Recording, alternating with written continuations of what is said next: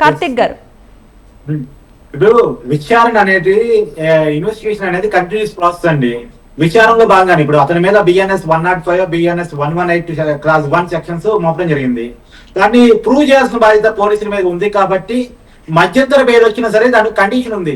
అతన్ని పిలిచి ఎప్పుడైనా విచారించుకునే అవకాశం పోలీసులకు ఉంది కాబట్టి వాళ్ళు పిలిచారు. అందులోనూ మన ప్రెస్ మీట్ పెట్టి చాలా ఉల్టా పల్టాగా మాట్లాడాడు కాబట్టి అసెంబ్లీలో రేవంత్ రెడ్డి గారు సీఎం హోదాలో, హోంమంత్రి హోదాలో చెప్పినట్టు మాటలని తప్పు పట్టాడు కాబట్టి, పోలీసుల మీద నిందలు వేశాడు కాబట్టి ఇప్పుడు అక్కడ విచారణ పిలిచి క్రాస్ చెక్ చేసుకునే ప్రయత్నం చేస్తున్నారు. ఇది విచారణలో భాగం. అయితే నేనేమంటానంటే ఈ మొత్తం విషయం కదలటంలో మాలాంటి వాళ్ళ పాత్ర. నేను డే 1 నుంచి డిమాండ్ చేస్తున్నాను. అల్లు అర్జున్ అక్కడ తొక్కిసలాడికి కారణం వ్యక్తి కేవలం అతను బిహేవియర్ వల్ల జరిగింది. అనఫీషియల్ గా పర్మిషన్ లేకుండా సినిమా ప్రమోషన్ ఈవెంట్ చేశాడు అతను. నిజానికి అది ర్యాలీ, రోడ్ షో ఇవన్నిటికంటే కూడా అతను సినిమా చూడటానికి వెళ్ళలేదు. అభిమానంతో కలిసి సినిమా చూడటం అనేది అతని ఉద్దేశం కాదు. అతని 2000 కోట్ల కలెక్షన్ అనేది మైండ్ లో ఉంది. 300 కోట్ల రెమ్యునేషన్ తీసుకున్న హీరోగా తన స్టార్డమ్ ని కాపాడడం కోసం, కలెక్షన్స్ ని పెద్ద ఎత్తున చూపించి ఆల్ ఇండియా రికార్డు కొట్టడం కోసం, తన మార్కును చూపించుకోవడం కోసం అనఫీషియల్ గా సినిమా ప్రమోషన్ ఈవెంట్ చేశాడు.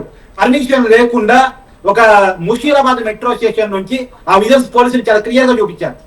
పిల్లర్ నెంబర్స్ కూడా చాలా క్లియర్ గా కనపడుతున్నాయి. అక్కడ నుంచి ర్యాలీగా అతను థియేటర్ దగ్గర రావటం. ఇంకోటి ఏంటంటే ఆ పర్టికులర్ టైంలో నేను ఆర్టీసీ క్రాస్ రోడ్ అంటే మీ అందరికీ తెలుసు, డిబేట్ ఉన్న అందరికీ తెలుసు, చాలా థియేటర్స్ అక్కడ ఉన్నాయి, మాస్ థియేటర్స్ అన్ని కూడా, బేబీ గానీ, సుదర్శన్ గానీ. రెండోది 9:30 టైం అనేటువంటి ఉన్న షోకి అయిపోయే టైము, 2 కొత్త షో స్టార్ట్ అయ్యే టైం. అంటే ఆల్రెడీ షో అయిపోయిన వాళ్ళు కొత్త షోకి పోయి వాళ్ళంతా కూడా అల్లు అర్జున్ వస్తున్నారని తెలుసుకొని అల్లు అర్జున్ దగ్గరికి క్యూ కట్టారు. పెద్ద ఎత్తున జనం చేరుకున్నారు. అదిగాక ఆర్టీసీ క్రాస్ రోడ్స్ అనేది ట్రాఫిక్ చాలా పెద్ద ఏరియా. రోడ్డు మీద ఉన్న వాళ్ళంతా కూడా క్రౌడ్ అయ్యారు. వాళ్ళంతా టికెట్ కొన్నోళ్ళు మాత్రమే పట్టే సినిమా థియేటర్ చొచ్చుకొని రావడం ఫలితంగా అక్కడ తొక్కిసలాట జరిగింది. ఆ తొక్కిసలాట థియేటర్ లోపల కూడా కంటిన్యూ అయింది. అంటే కార్తిక్ గారు మనం ఎప్పటి నుంచో ఎన్నో సంవత్సరాల నుంచి చూస్తున్నాము. అంటే ఆర్టీసీ క్రాస్ రోడ్స్ లో ఉన్న సంజయ్ థియేటర్ కావచ్చు, అక్కడ వేరే దేవి థియేటర్స్, కొన్ని థియేటర్స్ అంటే థియేటర్ హౌస్ఫుల్ అయితేనే రిటర్న్ లో రావడానికి మనకి చాలా ఇబ్బందిగా ఉంటుంది. అంటే ఏ సెలబ్రిటీ రాకుండా కూడా నార్మల్ డేస్ లో కూడా మనం దిగటానికి కానీ వెళ్ళటానికి కానీ చాలా ఇబ్బందిగా ఉంటుంది.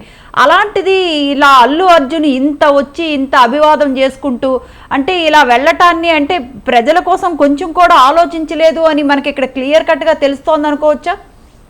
ఖచ్చితంగా ఇక్కడ అల్లు అర్జున్ అనే వ్యక్తి యాంటీ సోషల్ ఎలిమెంట్ అంటాను నేను. అది డిబేట్ ఉన్న వాళ్ళు అగ్రీ కావచ్చు కాకపోవచ్చు నాకు తెలియదు, కానీ యాంటీ సోషల్ ఎలిమెంట్ అంటాను. సహజంగా ఏంటంటే నేను ఒక విషయం చెప్తాను.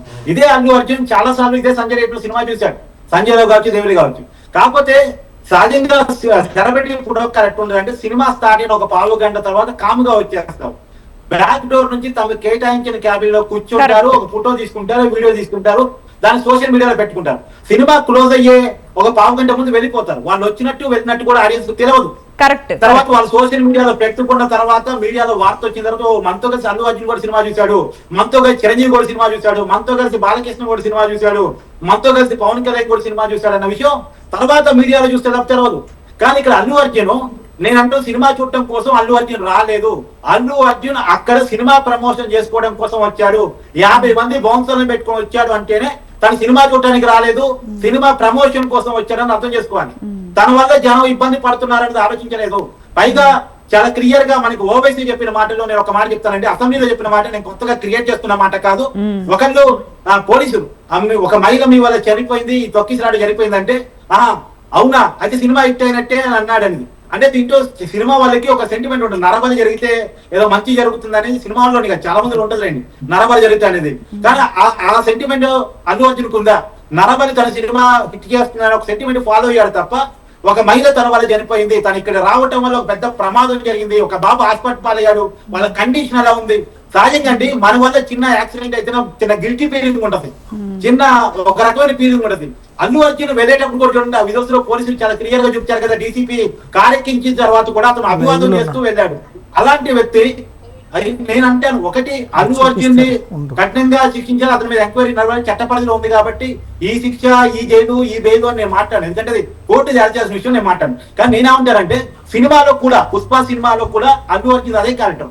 పోలీసులు అంటే గౌరవం ఉండదు, భయం ఉండదు, చట్టం అంటే అస్సలు గౌరవం లేదు, సమాజం అంటే ప్రేమ ఉండదు. అతను స్మగ్లర్, ఎర్ర చందనాన్ని అంటే మన దేశ అటవీ సంపదని బయట దేశాలకి ఎగుమతి చేసి అక్కడ డబ్బులు తీసుకొని దాన్ని మన దేశంలోకి వచ్చి మన దేశ కరెన్సీలో ఒక మార్చుకొని తన భార్యతో ఫోటో దగ్గర అంటే తన భార్య కోరిక మేరకు ఆ పుష్పతో ఫోటో దగ్గరదనే కారణం చేత ముఖ్యమంత్రినే మారుస్తాడు ఎమ్మెల్యే. ఏమయ్యా నువ్వు 5 గంటలకు చెప్పి మళ్ళా 3 కాబట్టి నేను డిమాండ్ చేసింది ఏంటంటే ఇది సమాజానికి రాంగ్ సంకేతాలు ఇచ్చే సినిమా. ఈ పుష్ప సినిమాని బ్యాన్ చేసి పడేయాలి. 3 నుంచి 4లో సినిమాకి వచ్చిన ఖర్చుని రాష్ట్ర ప్రభుత్వాలు కలెక్ట్ చేసుకోవాలి. ఇది సినిమాకి హీరోనే విలన్ ఇక్కడ. Right. ఇక్కడ హీరోనే ఒక రాంగ్ క్యారెక్టర్. అదే సేమ్ బయట కూడా చూపించాడు. సినిమాలో పోలీసుల పట్ల ఏ బిహేవియర్ అయితే ఉందో బయట కూడా అదే బిహేవియర్ పోలీసుల పట్ల ఉంది. పోలీసులు అరెస్ట్ చేయడానికి వచ్చిన రోజు ఒకసారి విధులు మీరు గమనించండి. వేసుకుంటూ పుష్ప అన్నట్టు కోర్టులో అతని యాటిట్యూడ్ చూడండి. కోర్టులో జడ్జి గారి ముందు ఎలా కూర్చున్నాడు అంటే అక్కడ ఏమాత్రం లేదు అతనికి. కాబట్టి నేను చెప్పేదంటే ఇలాంటి సినిమాలను మనం ఎంకరేజ్ చేస్తే, ఇలాంటి సెలబ్రిటీని ఎంకరేజ్ చేస్తే సమాజంలో ఒక రాంగ్ సంకేతాలు పోతాయి. ఇదే అల్లు అర్జున్ కి వేగం సినిమాకి జాతీయ అవార్డు వచ్చింది అనుకోండి, నేను సంతోషిస్తాను, మంచి సినిమా అది. కానీ ఇది ఒక రాంగ్ సినిమా. దీనికి జాతీయ అవార్డు ఇవ్వడం కూడా తప్పు. ఈ సినిమాకి ఇచ్చిన జాతీయ అవార్డు, అల్లు అర్జున్ కి ఇచ్చిన జాతీయ అవార్డుని కూడా అవార్డు కమిటీ వెనక తీసుకోవాలి. పుష్ప సినిమాని బ్యాన్ చేయాలి. ఖచ్చితంగా అల్లు అర్జున్ మీద కఠినంగా వ్యవహరించాలి. చట్టం తన పని తను చేసుకోపోవాలి. లాబింగ్ లొంగొద్దు అనేటువంటి, ఎందుకంటే లాబింగ్ అనే పదం ఎందుకు వాడుతున్నా అంటే నిన్న వాళ్ళ మామ పిసి అధ్యక్షుడుగా ఉండే మహేష్ కుమార్ గౌడ్ని, తర్వాత కాంగ్రెస్ రాష్ట్ర ఇన్ఛార్జ్ దీపాదాస్ మున్సిని కలిశారు. సరిగ్గా ఈ సందర్భంలో కలవటం రకరకాల అనుమానాలు క్రియేట్ అవుతుంది. కాబట్టి అవకాశం లేకుండా ఉండాలనేది నేను ప్రధానంగా చేసే డిమాండ్.